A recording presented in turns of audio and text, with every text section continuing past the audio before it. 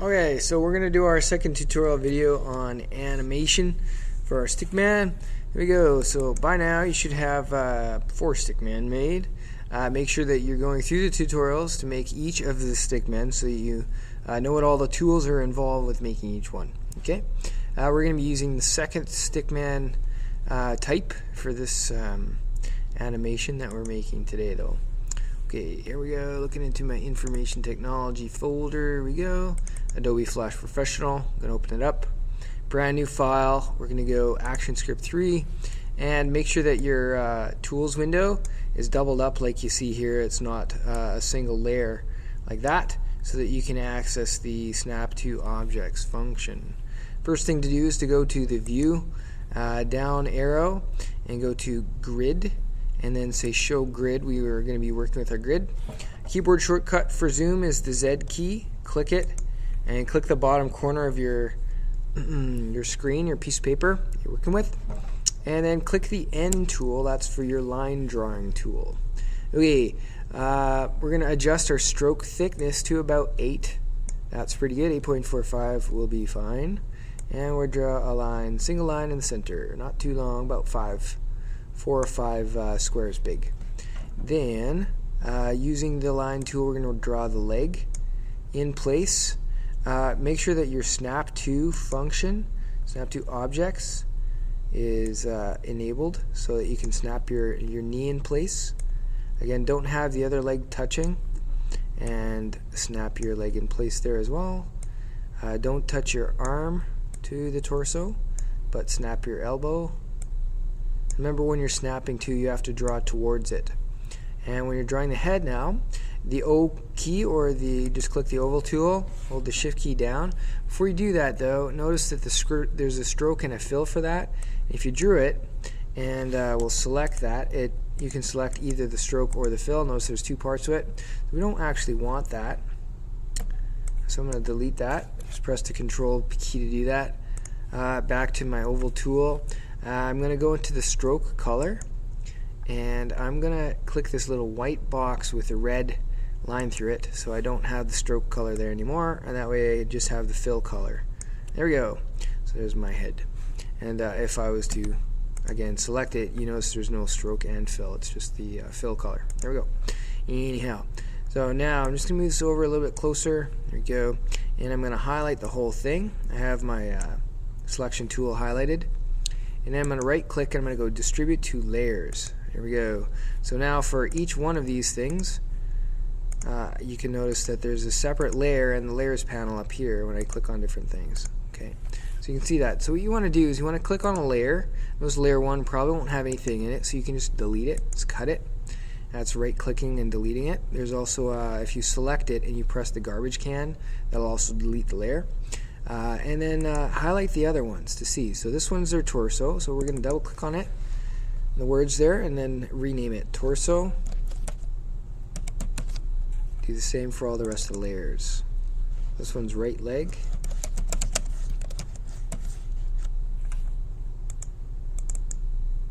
Next one's left leg.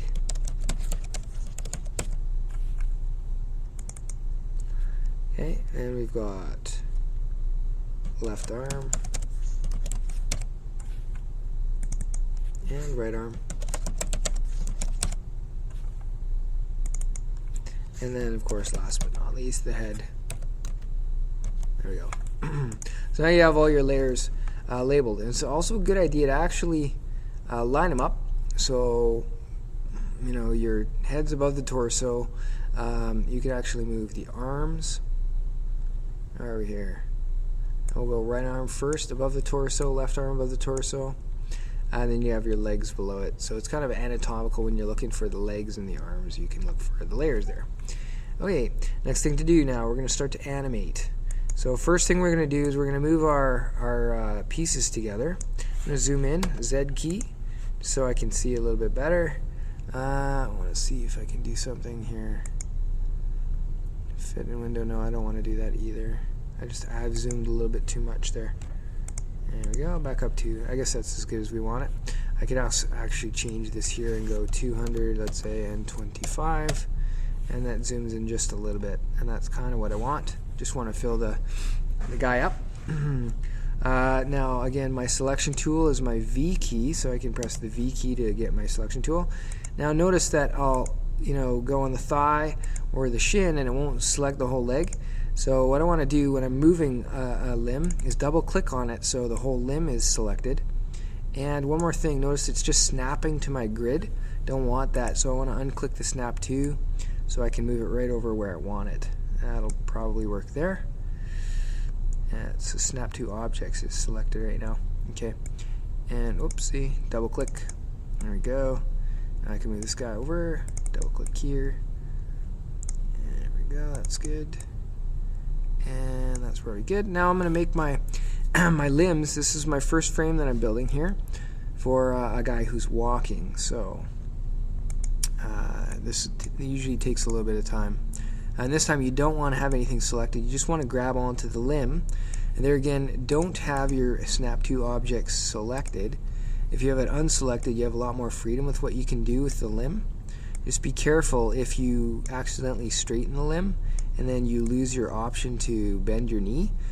Just back up using Control Z, and then you'll get your knee back. Put it that way. That's sort of the best way I can explain that. Okay, so I'm going to make this leg just slightly moving forward, and this one I'm going to have him just kind of putting it in place behind the first one, and I'm going to have this touching the line underneath it, and that's the line we're going to be using all the way across the animation. And this elbow here, I'm going to tuck it in beside him, and I'm going to have the arm kind of in a neutral position here, pull the back elbow down a little bit, and have the arm forward kind of in another neutral position here. That's good. That's my first position. Okay, first frame. You can see the frames up here in the library window, or in the timeline rather. And now, to make the next frame, frame number 2, which is right beside it, I'm going to make a frame for all of these different layers. So I'm going to hold the shift key down, and on the second frame of each one, I'm going to click, and so that all of them are highlighted. Again, to see how you do that is you click the top one, hold the shift key down, and then click the bottom one, and they all will be highlighted. And then you right click on the, let's say, bottom one, or really any one of them that are highlighted, and then you press insert keyframe. That was a right click insert keyframe. Now what you've done now is you've created a picture, the same image on both the first frame and the second frame. What we're going to do, because the whole thing is highlighted right now, if you press the arrow key to the right, it's going to move your guy over a little bit. So I moved him over 5 times, 5 little clicks of the right arrow.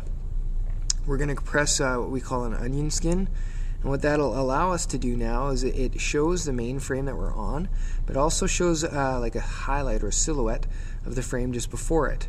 We're going to adjust the amount of frames that we can see with I believe it's the one at the very end. It says modify markers, and we want to make the marker range 5, so make sure that that's selected. And I believe we'll be able to see 5 before and 5 after with that setting selected. Okay, so anyhow, so we can see that our last frame is here, and our new frame that we're on right now, which is darkened, is there. And if we want to go back and forth, the two little, actually the period key and the comma key, if I press period and comma, you can see it flips back and forth. Those two angled brackets show you, you can move through your frames that way kind of quickly and easily if you're animating. So it's a good keyboard shortcut. Okay, so now if I unselect, a couple of things. The first foot, this is the one that's touching the ground, should not move because the foot doesn't move usually. The back foot usually does pick up off the ground, and the knee usually moves forward. This is the other foot. So alright, I'll try that again. There we go. The other knee moves forward. It can be a little tricky because everything's dark. It might be helpful to actually make one arm a different color just when you're animating it, and then you can always flip it back later.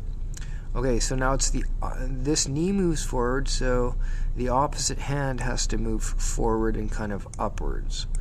So these are sort of little tricks that you have to, well, understand basically before you're animating. Sort of the analysis of the human way of doing things, like running or walking and moving. Okay, so one arm moves back in opposition to that opposite leg, and then one knee moves forward in opposition to the other arm moving upwards and forward. Okay, so opposing forces is what we're talking about. Now, what we can do is, using our period and comma key, you can see one to the other, we can see how our guy is starting to move forward. Now, if you want to make something look seamless, you have to make the movements very small.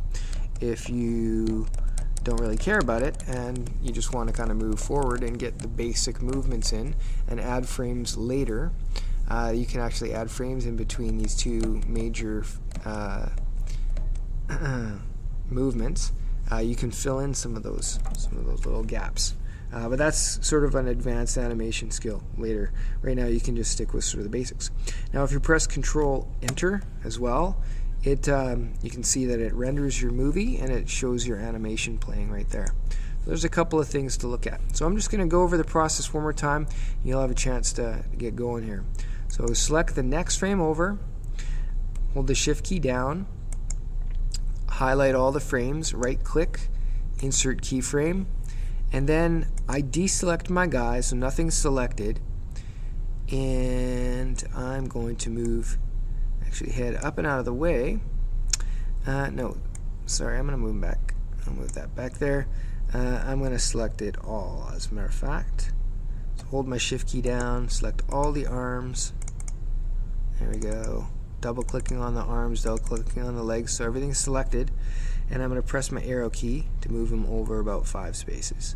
Easiest way I've found to do this is to do that to begin with. And then you can unselect them. Move the foot back to the starting position, the one that's touching the ground, and then move the knee on the other leg. No, I did it again. Try the other leg. There we go. That's not it. If you're finding it's doing that on you, you can take that leg and you can lock it. Matter of fact, you can make it invisible too, so you can't see it. And then you have the other knee, and then you can move the knee up a little bit and move the leg, the foot up. There we go. So there we go. Now I can unlock and there we go, unlock and make it visible. There's the old leg there again. Okay, so legs are done. Now same thing with the arms. Again, the opposing arm is going to move up and forward a little bit, kind of like there we go. And then the other one, without selecting, it's kind of tricky to remember not to select it, moves backwards a little bit. Now we've got 3 frames done. I'm just going to move the head down a little bit as well. This is my guy's going to start to lean forward. Now, period and the comma keys can cycle through. You can see my animation is starting to get a little bit of shape going on. So I'll do one more frame here and then I'll let you go. Shift key, right click, insert keyframe. Got my whole guy. Move him forward 5 spaces or so. Outside click just to move it out of the way. And I do want to move that torso down a little bit, so that's what I'll start with. I'm going to move the torso at a bit of an angle. There's the front arm. I don't want that guy selected though. I want my torso selected. Try that again. There we go. Move your torso at a bit of an angle, and then I can move this shoulder down a little bit.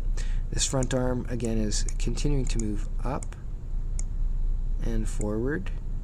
There you go. The back arm is continuing to move backwards and up, a little bit back. And this, that would be, I think, the right leg, yep, or the left leg, which one? Deselect, there we go, still moving forwards. Now the foot is going to start to reach out. Don't want to do that. Control Z on that one. There we go. This foot's going to start to sort of reach out in front, almost part of a leap. And then this foot again has to go back to its original spot. There we go. Now I can move the head down, back into place, and just a little bit forward because he's starting to lean forward as well. Okay, there we go, folks. Now we've got a start to a guy who is just about to engage in a full sprint, I think, or something. Alright, it's always interesting to see how your animations turn out after you've worked on them for a little while. Anyhow, the goal for you guys is going to be to have your little guy start his animation, continue it on, and put in 50 frames. Why not go for 50? See how far you can get across the page. When you get there, see if you can make your guy come to a stop as well. Okay, get as far as you can, and yeah, we'll talk to you in a little bit. Okay, have fun.